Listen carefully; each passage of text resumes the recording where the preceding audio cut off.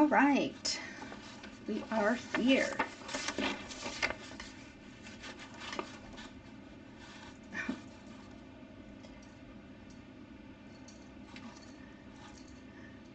All right, so here's one of the things. Have you ever been at work and things are happening and you just can't quite put your finger on it, but you know that there's something isn't right about it? Okay, well, the reality is those things that are making you feel uneasy might not be, again, quote unquote, normal things. It actually could be workplace bullying. And what if I told you that if the hair on the back of your neck sometimes stands up at work because you're not sure what's happening, you might be being bullied, or there might be bullying happening. Maybe you're not experiencing it, but you're still uneasy because some things are happening and you don't like it. So one of the things we know about workplace bullying is it's something that impacts us personally. It can shatter our confidence. It can hurt our self-esteem. It can cause us to have anxiety, depression. People can end up with long-term effects from workplace bullying. People have been diagnosed with post-traumatic stress disorder. So what do we know? We know that workplace bullying devastates us personally, but it also impacts us professionally. Lots of times if you're being bullied, you change how you do your work because you're trying to prove that the accusations they're making against you are wrong.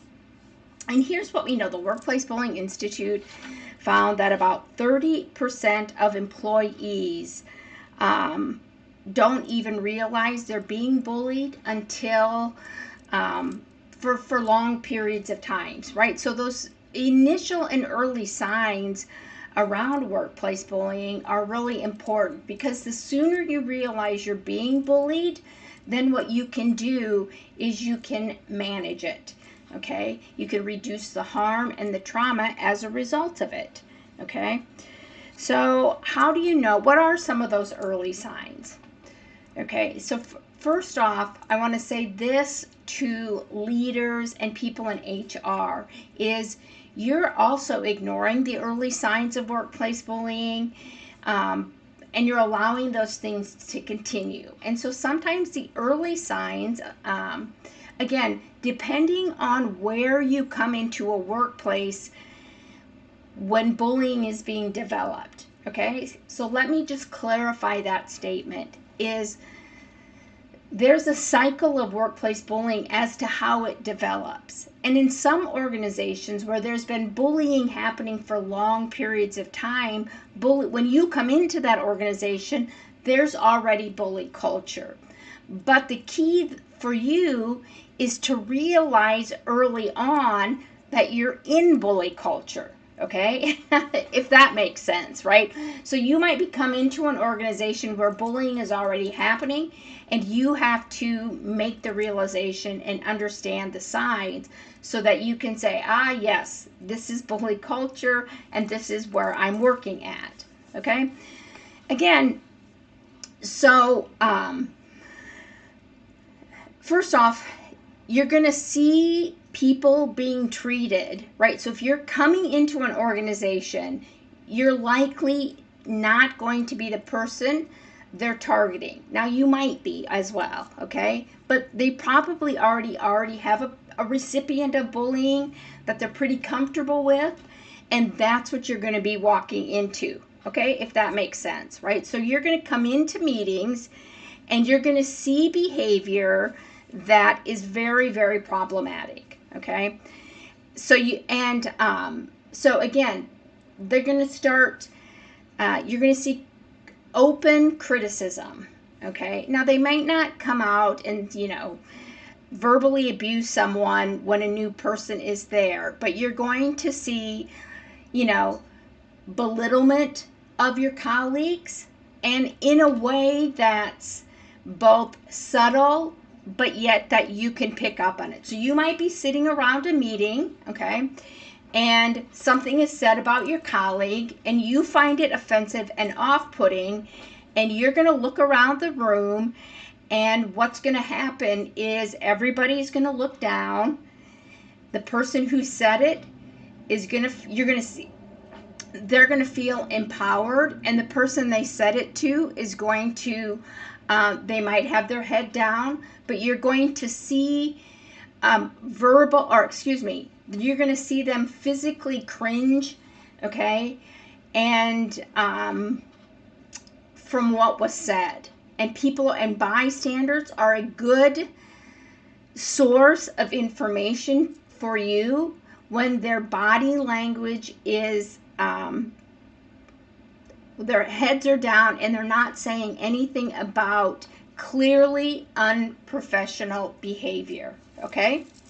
So things are, and these are going to be things when you're coming into this environment that you, again, unless you've been in bully culture before, are going to be unusual. They're going to be what you're going to consider unprofessional. So inappropriate emails are going to come by you. You're going to see people talk pretty horribly behind your colleague's back. In fact, if you're a new person in that environment, people are probably going to be cycling into you, talking about one or two particular problem people in the work environment. That's a sign that there's workplace bullying, okay?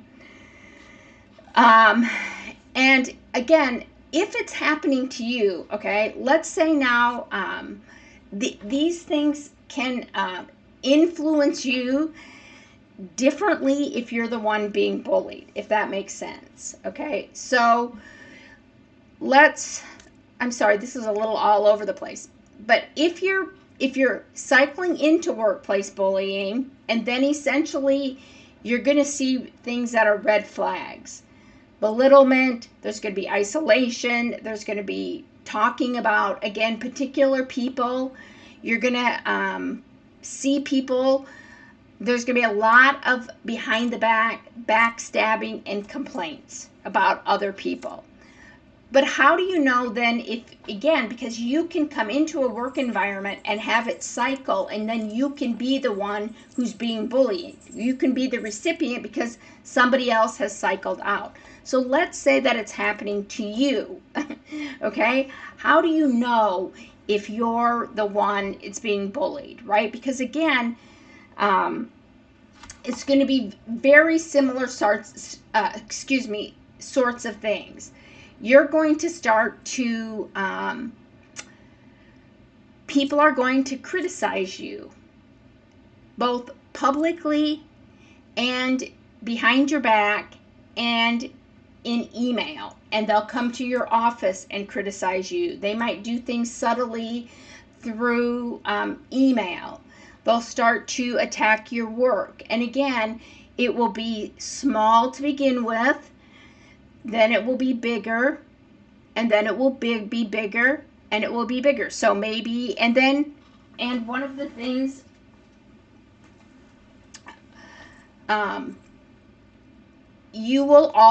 they will criticize you and belittle you on the things that you you know that you're good at, right? Because they're going to want to really hit you where it hurts and get you off those rocker, okay? The other thing too, it isn't just about the behavior that they're going to do to you, okay? And again, depending on your bully will depend on how they come after you. So for example, I was bullied, and there was a lot of cyberbullying. And I also had, to be frank, it was damn near everybody in the workplace, except the other person who was being victimized, were always coming at me, right? And so it wasn't, one person, it was the whole department, which was about 10 people, okay? That's a lot of people. And you will begin to feel like there is this wall of people in your organization, and everybody is against you. So you will begin to feel excluded. and they will exclude you openly and behind your back, right? So for example, here's an example from my own experiences is since it's the holidays, I was apparently there was a holiday party, and myself and the other person who was bullied, we weren't included on that, okay? And we found out about it, after the holidays. It was their holiday party. We weren't included. Everybody else in the department was included, okay? And I have mixed feelings about that because you know what? I didn't want to socialize with those people, okay? But it was still hurtful to know that there was a holiday party in which everybody else in the department was included except for myself, okay? And so I got a sick cat here, and he is feeling better, but he's needy, and I'm not quite sure what he wants, so sorry about that. The other thing I think that happens is you will have people outside that are in your work area, but who may not directly work with you, who will come up to you and make comments about what was said about you behind your back. So you'll have kind of other people who are not participating in the bullying against you, but that other people, that your bullies and bystanders in your organization have talked to, that you'll begin to hear information will trickle in, right? So, they're calling you names, they're saying other things about you, right? And that information will will get back to you. The other thing is your bullies sometimes will do things openly. They'll deny you salary increases. You'll see things on your evaluations, okay? So there's both covert and overt types of behaviors, okay? The other thing that happens when you're being bullied is that you feel one of the main things is you start to question what is wrong with you. I don't think that I've worked with somebody who hasn't said to me, Jan, I don't know what's wrong with me. Well, I have an answer for you on that, and I want you to come back to this and play this over and over, is that there is nothing wrong with you, okay? The person or persons where there's something wrong with is with the bully. And it's not just the bully, it's also the people who are allowing those things to happen. Your supervisor, if that your supervisor isn't the bully, and also leadership and HR, okay? So, again, trust your instincts, okay? If you are worried or you're concerned that your instincts aren't right, what I recommend you do is that you document, right? Just for a couple of weeks, keep track of what is happening to you, what's being said. Is there a pattern of how that person or persons is coming after you, okay? Keep a record and figure out what is being done to you, right? What is being done to you, okay? And if you are having things happen to you every day, every few days, right? If you're having somebody belittle or criticize, you're not getting the information that you need to do your job, right? Keep track of that. And if you find in a couple of weeks that those things are happening to you fairly frequently, if not daily, okay, that's a good sign. The other thing to think about, again, and I think this is where the Workplace Bullying Institute statistics is so critical, is that what I think they mean is that 30% of people who are bullied don't realize it early on, and it impacts you personally and professionally, right? So you're starting to question what you do. You're starting to question, whether or not you're a good professional. You're starting to question yourself about how did you cause this, what's wrong with you, right? And then you change, and it impacts what you do at home. So maybe you were a pretty vibrant person, and then suddenly, you're coming home on a Friday night and you're not getting up until Monday morning, and you're changing what you do at work. And again, sometimes how you change yourself at work can be subtle, right? So for example, some of the things that I did is I tried to avoid being in the office, right? I had the luxury of kind of having a flexible schedule, and I would try to schedule my classes when they weren't around. Okay, so I always had my office hours, the majority on Friday, because nobody was there and it was more peaceful for me. I walked into the office in a way where I avoided coming through the main hallway. I came up or I should say, I creeped up the back way so that nobody would see me, right? So if you're doing those things, it's very likely that you're being bullied, okay? So trust yourself, document a couple weeks, keep some records and figure out. And again, when you make the decision, okay, that you're being bullied, that's critical, okay? That's critical to your workplace, and it's critical to your reducing the trauma from workplace bullying, okay? So now I'm just going to give you, just again, if you know you're being bullied, right? Okay, first of all, trust yourself. That's key. Because you're being bullied because you have a bully in your work environment. That has nothing to do with your decision making, your ability to trust yourself. You're a good worker. You're being bullied because you have a bully in your work environment and an organization that's not holding that person accountable. Okay? Keep telling yourself that. That's my first piece of advice. Secondly is, again, again, if bullying is happening, HR and your leadership probably already knows it's happening. And so instead of running out and reporting, what I recommend that you do is you try to reduce the trauma and harm that you're experiencing.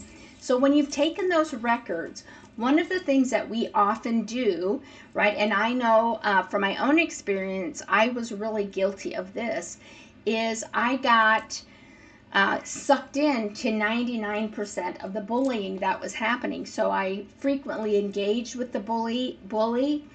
I would become defensive, and all of those things made me more vulnerable to bullying. Okay, so go back then in the next week or so. So you document a couple of weeks, and when you're doing that, write down how you're responding, how it makes you feel. Now, you're never going to turn this information over to HR or your supervisor.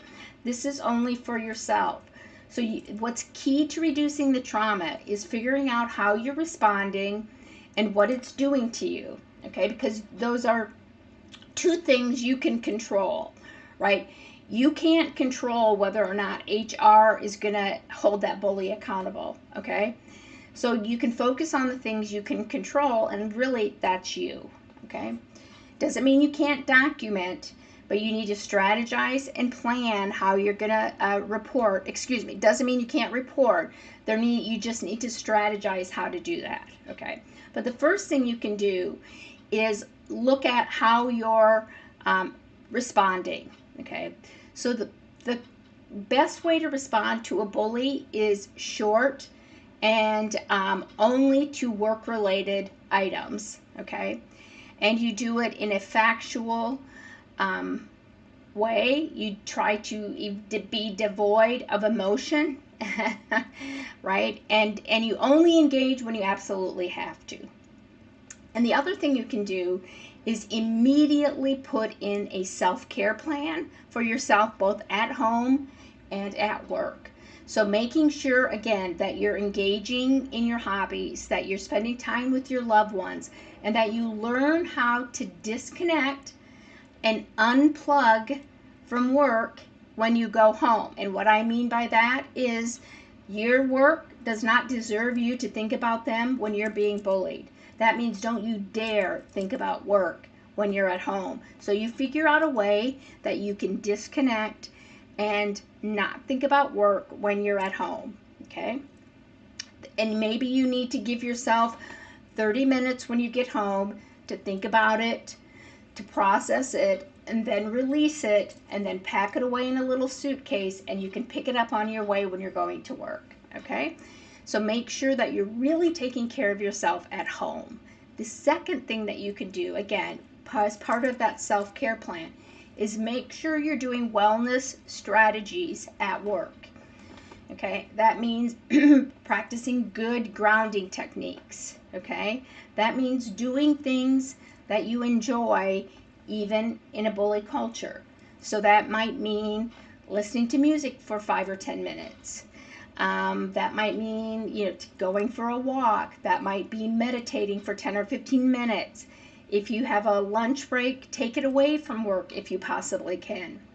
Right, and do those things intentionally and strategically every day, okay, at work. Those things are really important.